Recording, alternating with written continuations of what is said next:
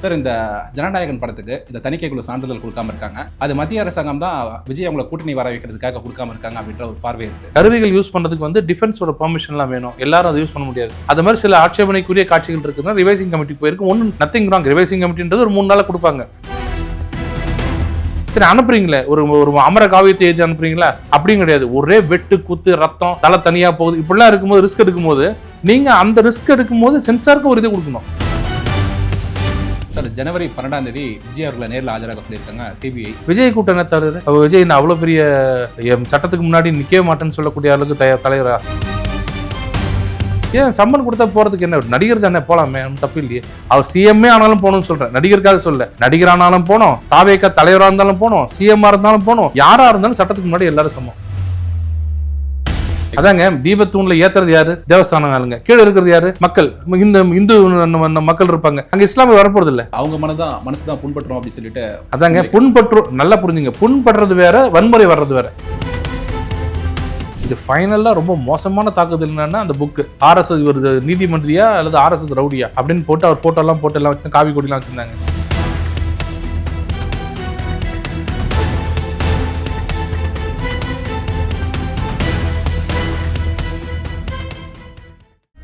ஹாப்பியா, ஹெல்தியா, ஜாலியா ஒரு life. Lanco Harmonia Pavilion Senior Living Apartments at Sri Perambatoor 2 BHK just 49 lakhs. Call 7717273747. திராவிட மாயை திரு சுப்பு அவர்கள் எழுதிய பல்வேறு புத்தகங்கள் சென்னை புத்தக காட்சி YMCA மைதானத்தில் விஜயபாரதம் ஸ்டால் F54 விற்பனைக்குள்ளது. ஆர்வமுள்ள பொதுமக்கள் வாங்கி பயன்பெறுமாறு கேட்டுக்கொள்கிறோம். ஜனவரி 10 கோவையில் தமிழக பாஜகவின் மிக பிரம்மாண்டமான ப்ரொஃபஷனல் கனெக்ட் 2026 கட்சியின் தொழில்துறை வல்லுநர் பிரிவு நிகழ்ச்சியில் மத்திய அமைச்சர்கள், பாஜக தலைவர்கள், துறைசார் வல்லுநர்கள் பங்கேற்று பேசுகிறார்கள். நிகழ்வில் பங்கேற்க லிங்கில் ரெஜிஸ்டர் செய்யுங்கள். பேசு தமிழா பேசு நேயர்கள் அனைவருக்கும் வணக்கம். இன்று நம்முடன் பாஜகவின் வழக்கறிஞர் பிரிவின் மாநில தலைவர் திரு குமரகுரு அவர்கள் நம்முடன் இணைந்திருக்கிறார்கள். அவரிடம் கேட்பதற்கு நிறைய இருக்கிறது. வாருங்கள், அவரிடமே கேட்போம்.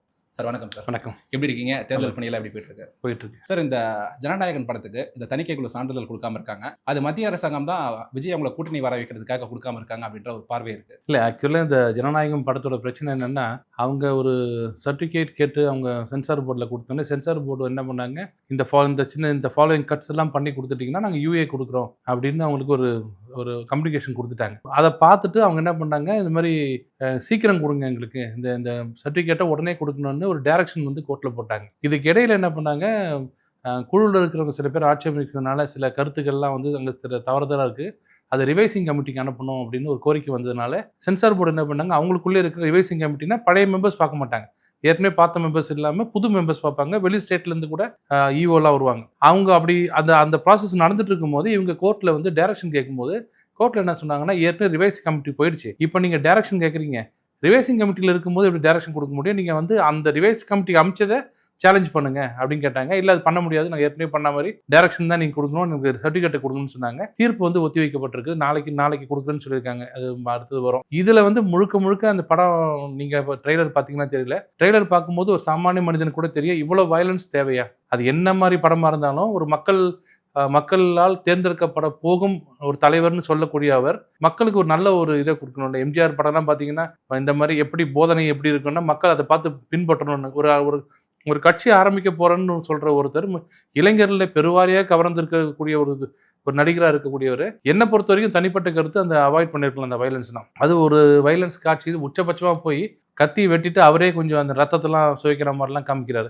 அதெல்லாம் வந்து ஒரு அடுத்த தலைமுறைக்கு என்ன சொல்ல வராதுன்னு தெரியல. அதனால ஓவர் வன்முறை, சில கருவிகள் யூஸ் பண்ணியிருக்காங்க அதில் அப்படி சொல்றாங்க. நான் ஒன்றும் படம் பார்க்கல. கருவிகள் யூஸ் பண்ணுறதுக்கு வந்து டிஃபென்ஸோட பெர்மிஷன்லாம் வேணும். எல்லாரும் அதை யூஸ் பண்ண முடியாது. அது மாதிரி சில ஆட்சேபனைக்குரிய காட்சிகள் இருக்குன்னா ரிவைசிங் கமிட்டி போயிருக்கு. ஒன்றும் நத்திங் ராங். ரிவைசிங் கமிட்டின்றது ஒரு 3 நாள் கொடுப்பாங்க. என்ன ப்ராப்ளம்னா, இந்த எல்லா சினிமா எல்லாருக்கும் என்னன்னா taken for granted. Last minute ஒரு 3 நாள் முன்னாடி படத்தெல்லாம் ரிலீஸ் பண்ண டேட்லாம் அனௌன்ஸ் பண்ணிட்டு ஒரு சம்பிரதாயம் மாதிரி சென்சார் போர்டு யூஸ் பண்ணுறாங்க. சென்சார் போர்டு தானே, சென்சார் போர்டு இன்னைக்கு கொடுத்தா நாளைக்கு ஈவினிங் ஓகே ஆகிடும், நாளைக்கு காலை ரிவைஸ் பண்ணிட்டு கொடுக்கலாம், ஒரு பென் டிரைவ் கொடுத்தா நாளைக்கு அப்படி பண்ணுறாங்க. தப்பு. எப்பவுமே பழைய முதல்லாம் எப்படின்னா சென்சார் போய் சென்சார் கிளியர் ஆனதுக்கு அப்புறம் தான் ரிலீஸ் டேட் சொல்லுவாங்க. இப்போ ரிலீஸ் டேட்டை ஃபிக்ஸ் பண்ணிட்டு சென்சாருக்கு அனுப்புறாங்க. சரி, அனுப்புறீங்களே ஒரு அமர காவியத்தை எழுதி அனுப்புறீங்களா? அப்படியும் கிடையாது. ஒரே வெட்டு குத்து ரத்தம் தலை தனியாக போகுது. இப்படிலாம் இருக்கும்போது ரிஸ்க் எடுக்கும்போது நீங்கள் அந்த ரிஸ்க் எடுக்கும்போது சென்சாருக்கு ஒரு இது கொடுக்கணும். சென்சாருக்கு ஒரு டிஸ்கிரிப்ஷன் கொடுக்கணும்ல. இப்படியும் சொல்லலாம் அப்படியும் சொல்லலாம்னு. இப்போ கூலி படத்தை நான் தான் ஆஜரானேன். அந்த படம் அவ்வளவு வன்முறை இருந்தது. ஆனால் கடைசி என்ன சொல்லிட்டாங்க, குழந்தைகள் பார்க்கக்கூடாதுன்னு சொன்னால் அதுக்கு மேலே வந்து எனக்கு இந்த சர்டிஃபிகேட் தான் கொடுக்கணும், யூ சர்டிஃபிகேட் கொடுக்கணும், படம் ஓடிட்டு இருக்குது, உங்கள் டெய்லி எங்களுக்கு லாஸ் ஆகுது அப்படிங்கிறாங்க. அது நாங்களா படத்தை ரிலீஸ் பண்ண சொன்னோம். ரிலீஸ் பண்ணிட்டு வந்து நீங்கள் யூ கொடுக்கணும், ஏ கொடுக்கக்கூடாதுன்னு சொன்னால் இதெல்லாம் எந்த வகையாக, அதாவது அது ஒரு பாடி சென்சார் போர்டுன்றது, அதுக்கு உண்டான மரியாதை நம்ம கொடுக்கணும். அது சொன்னதுக்கு அப்புறம் தான் நீங்கள் ரிலீஸ் பண்ணணும். முதல்ல நீங்கள் டேட்டை ஃபிக்ஸ் பண்ணிட்டு நீ கொடுன்னு சொன்னால் அது எப்படி இருக்கும்? அதனால இதுக்கு மத்திய அரசுக்கும் கூட்டணிக்கும் என்ன இருக்கு? கூட்டணி வர வைக்கிறதுக்கு இதுதானே அவங்களுக்கு பிரச்சனை? அதெல்லாம் கிடையாது, பொய் அது. சார், ஜனவரி 12 விஜய் அவர்களை நேரில் ஆஜராக சொல்லியிருக்காங்க சிபிஐ. கரூர்ல நேரடியாக வந்து பார்வையிட்டு போனாங்க சம்பவ இடத்தை. சரி, நேரில் தாவேக்கா அலுவலகத்துக்கு நேராக வந்து சிபிஐ கேட்டது யாரு? தாவேக்கா. அப்புறம் நீங்க ஒரு சிபிஐ கேட்குறீங்க, சிபிஐ கோர்ட்டும் கொடுத்துருச்சு. கோர்ட்டு வந்து சிபிஐ வந்து ஒவ்வொருத்தரை விசாரிக்கிறாங்க. ஆதவர்ஜுனா கூட்டு விசாரிச்சிட்டாங்க, மற்ற தலைவர்கள் விசாரிச்சிட்டாங்க. விஜய் கூட்டம் என்ன தலைவர்? விஜய் நான் அவ்வளோ பெரிய சட்டத்துக்கு முன்னாடி நிற்கவே மாட்டேன்னு சொல்லக்கூடிய அளவுக்கு தலைவரா?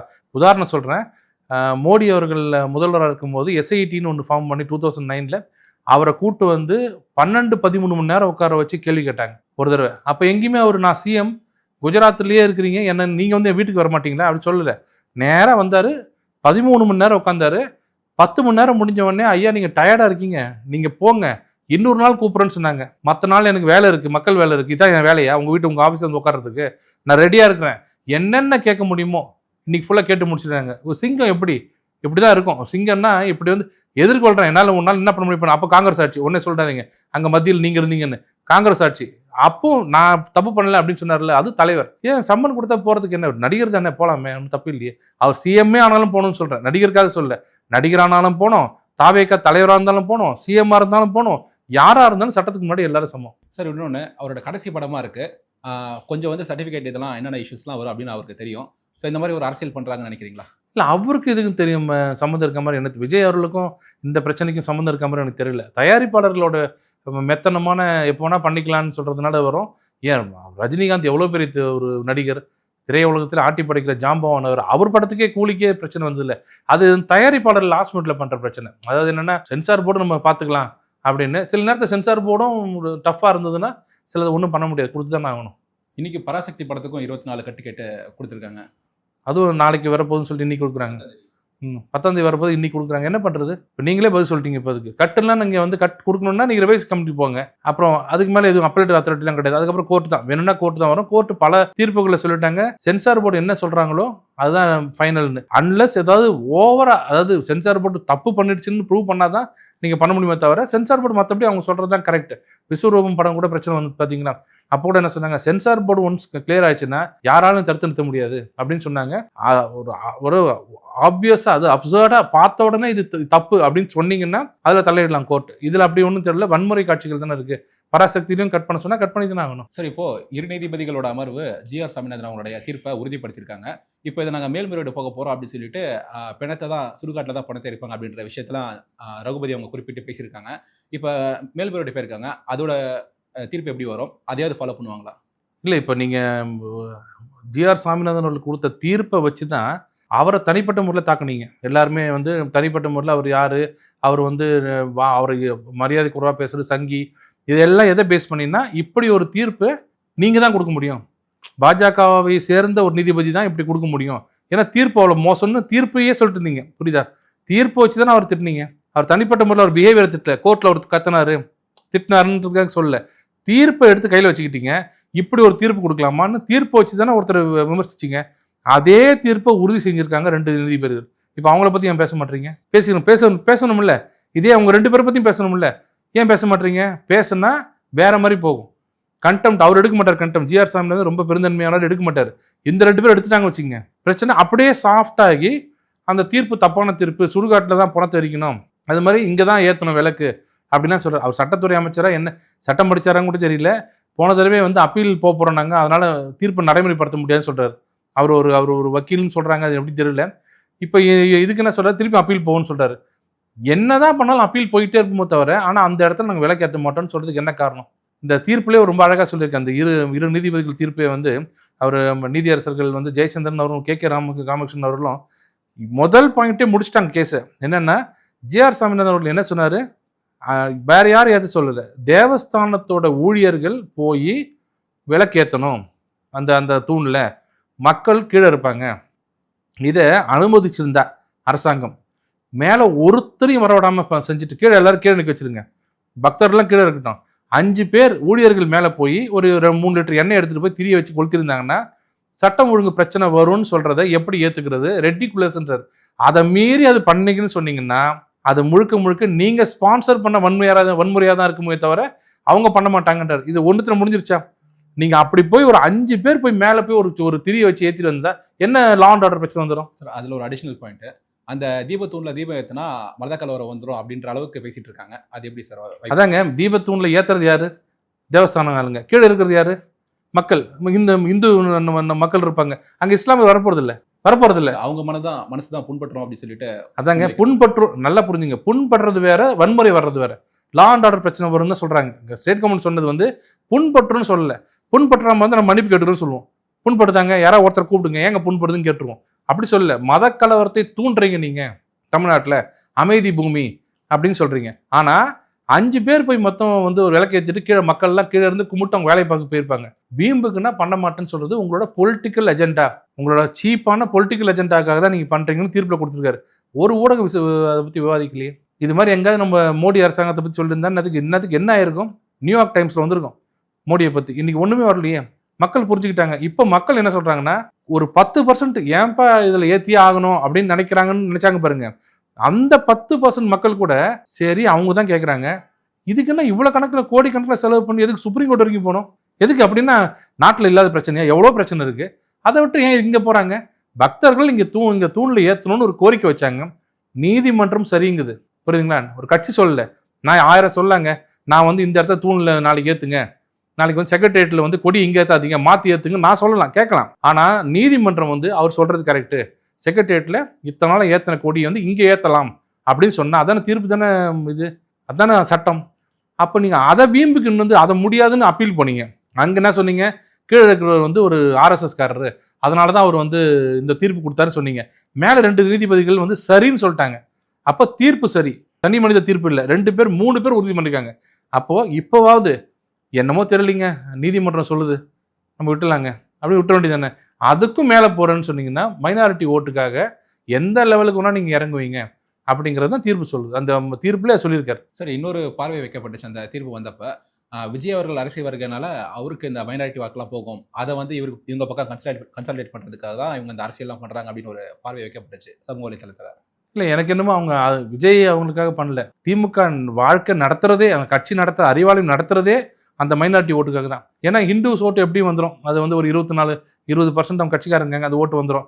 இது மட்டும் சாலிடாக வந்தால் நம்ம என்னைக்கு நம்ம ராஜா மாதிரி இருக்கலாம் அப்படின்ற ஒரு எண்ணத்தை தான் பண்ணுறாங்க. அது வந்து இப்போ விஜய் பக்கம் போதா அந்த பக்கம் போகுதான்னு இல்லை. அவங்க எப்படியாவது இந்த 13-14% கன்ஃபார்மாக இருக்குது பாருங்க இஸ்லாமியர் கிறிஸ்டின் ஓட்டு, அது நமக்கு வரணுங்கிறதுனால தான் பண்ணினா. நான் பேசி பார்க்குறத படைக்கிறேன்னா எவ்வளோ நண்பர்கள்ட்ட, எந்த கிறிஸ்துவ நண்பருமே இஸ்லாமிய நண்பருமே தூணில் ஏத்தனா என்ன ஏத்தாமன்னு எங்களுக்கு என்னப்பா பிரச்சனை தான் சொல்கிறாங்க தவிர, அங்கே ஏத்தனா பிரச்சனை எங்கே வருந்தாங்க பிரச்சனை? 1000 பேர் மேலே போகிறோம், போய் தீபத்தூணில் ஏற்ற போகிறோம்னு சொன்னால் ஒரு அச்சம் வந்து வரும்போது எல்லாருக்கும் ஒரு இயற்கை. இந்த 1000 பேர் அங்கே போகும்போது ஒரு 10 பேர் இப்படி வந்துட்டு இங்கே எதுக்கு தர்கா அப்படின்னு கேட்குறாங்கன்னு சொன்னால் அவங்க அச்சம் நியாயமானது.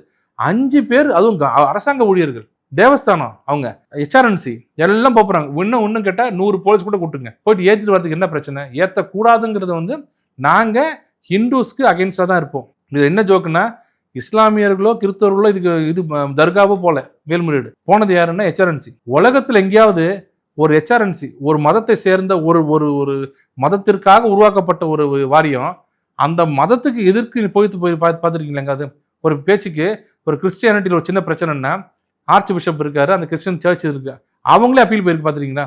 இந்த சர்ச்சில் பண்ணக்கூடாதுன்னு சொல்லி கேட்பாங்களா? மற்றவங்க கேட்கலாம். இந்த கொடுமை இந்த நாட்டில் இந்த அரசியல் இந்த அரசாங்கத்தில் மட்டும் தான் நடக்கும். கோயில் ஃபண்டே யூஸ் பண்ணியிருக்காங்க அப்படின்ற ஒரு விஷயமா பார்க்கப்படுது சார்.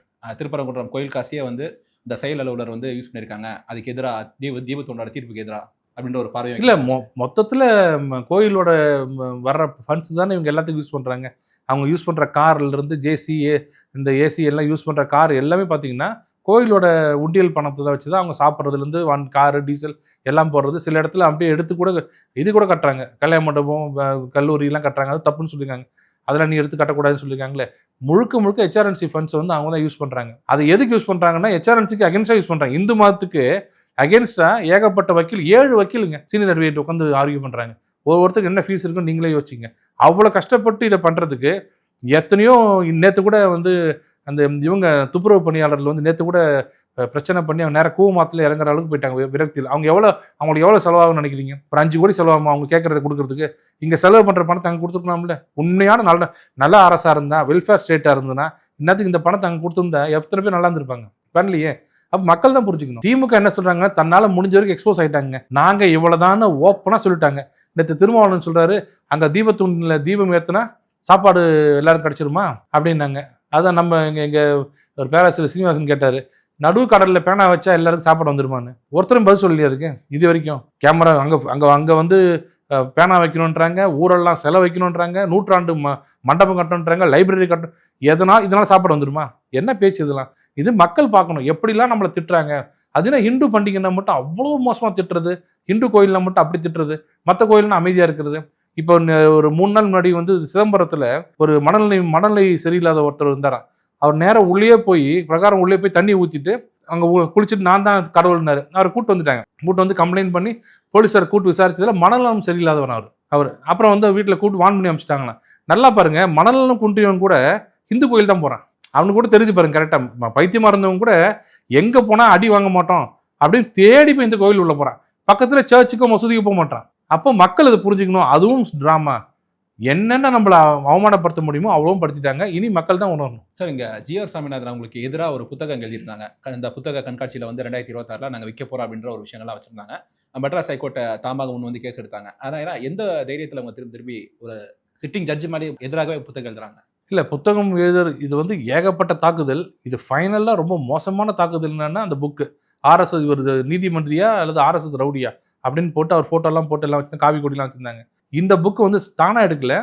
அங்கே ஒருத்தர் வந்து பெட்டிஷனர் ஒருத்தர் போட்டு, நவீன் பிரசாத் நினைக்கிறேன், அவர் போட்டு இந்த மாதிரி இந்த புக்ஸ் எல்லாமே நீங்கள் சீஸ் பண்ணணும், அந்த ஸ்டாலே நடத்தக்கூடாது அப்படின்னு போட்டார். அதை விசாரிக்கும் போது நீதிமன்றம் சீஃப் ஜஸ்டிஸ் என்ன பண்ணாருன்னா, இது மட்டும் இல்லை, நாங்களா சோமோட்டோ ஒரு கண்டெம்ட் எடுத்துக்கிறோம். அப்புறம் அவர் அதுவும் எடுத்தார். அந்த ரிட் பெட்டிஷனில் வந்து additional solicitor general ARL Sundaresan அவர்கள் இருக்கார்.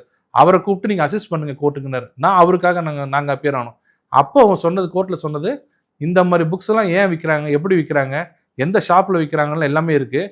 இதில் கொடுமை என்னென்னா, அந்த புத்தக கண்காட்சி துவக்கி வைப்பர் யாருன்னா சிஎம் தான் துவக்கி வைக்கிறதுன்னு போட்டிருக்காங்க அந்த பத்திரிகையிலேயே.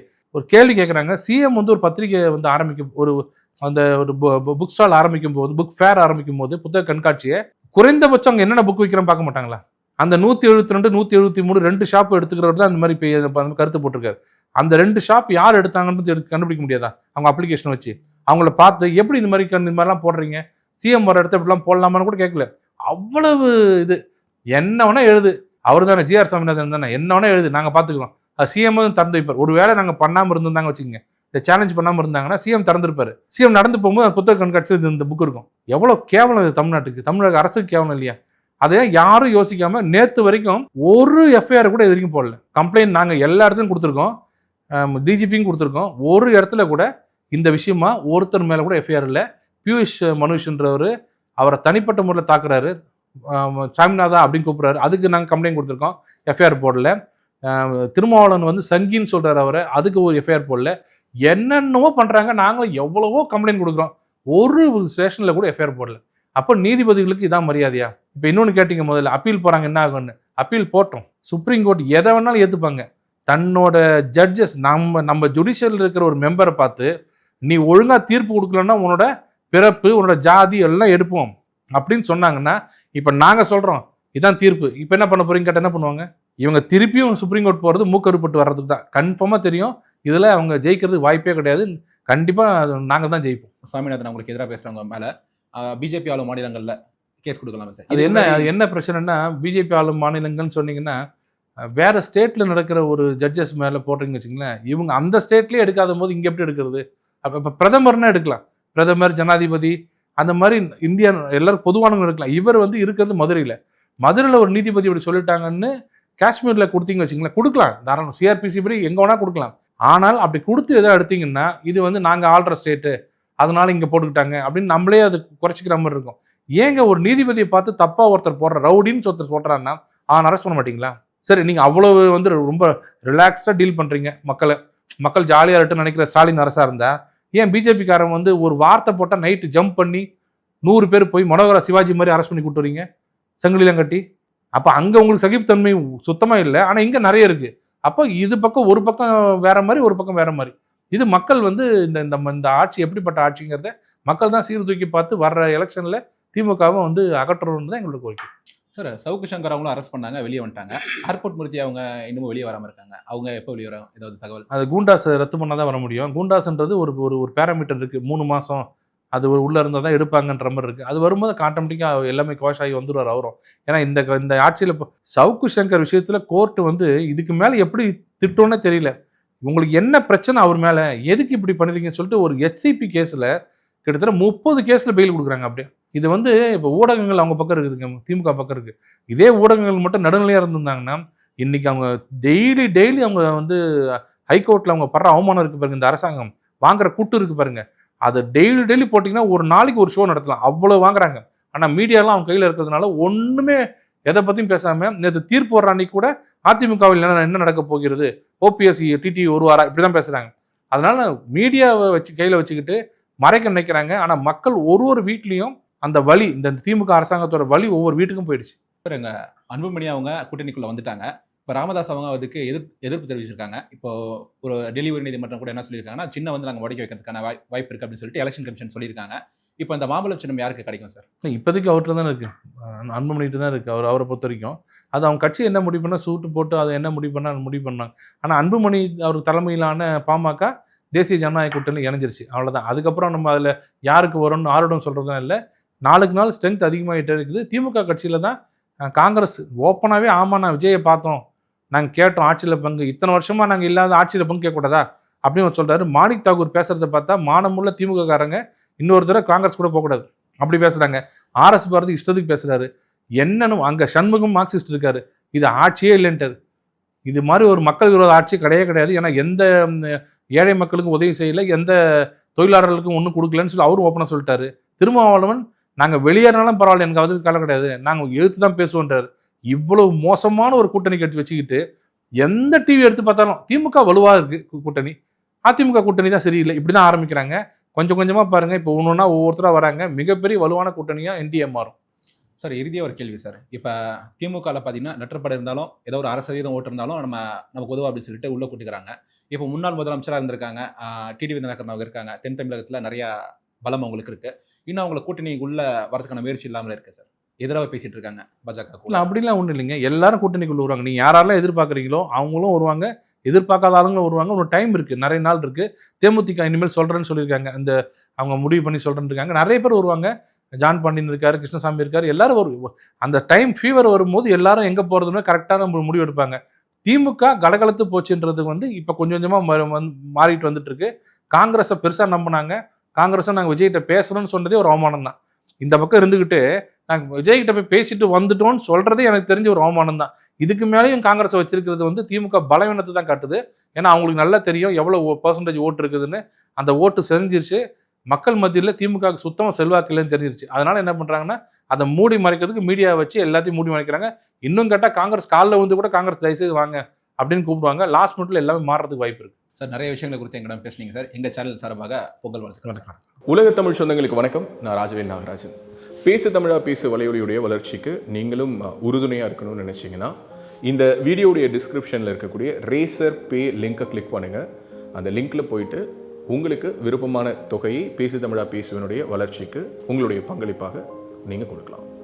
நன்றி, வணக்கம்.